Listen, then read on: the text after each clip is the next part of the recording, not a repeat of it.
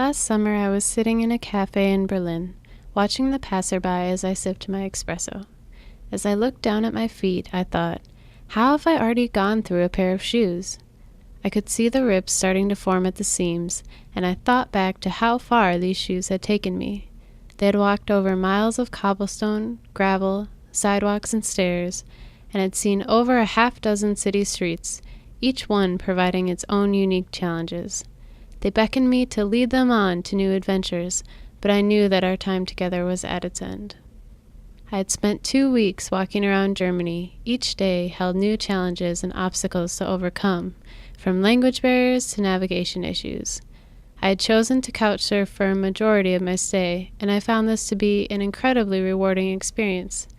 My hosts had a good grasp of English, which led to many long discussions about politics, travel, and my life back home. The days became ordered by cities as I traveled across the broad expanse of Germany. Every so often I would feel a pang of homesickness, but I would remind myself that this was a once-in-a-lifetime opportunity.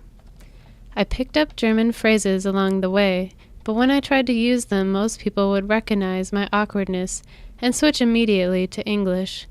In some respects this made things easier, but that's not necessarily what I wanted. I wanted to step outside my comfort zone and make mistakes. I wanted to feel included, as if I was not merely a tourist, but instead a friend, someone who could relate. When I finally started my study abroad program in Berlin, I felt as though I had made it through an initiation of sorts. I understood how the metro worked, what food I liked, and some German vocab. However, I only felt even more isolated, as I didn't know enough German to pass in society, but more than the average tourist.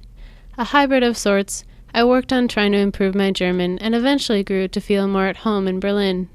The city felt comfortable and familiar, and it was this feeling that made me want to dig deeper and achieve another level of understanding beyond that of a tourist. I bought new shoes while I was in Cologne. I searched the overloaded store from top to bottom, looking for a pair that had decent soles and weren't terribly expensive. I found a black pair of tennis shoes that were stylish but reliable. They would never replace my old comfy walking shoes, which I had to throw out. I grew to like my German shoes, but they were never quite as comfortable, as if they were an extension of their German counterparts, holding me back from completely fitting in and reminding me of my status as an outsider.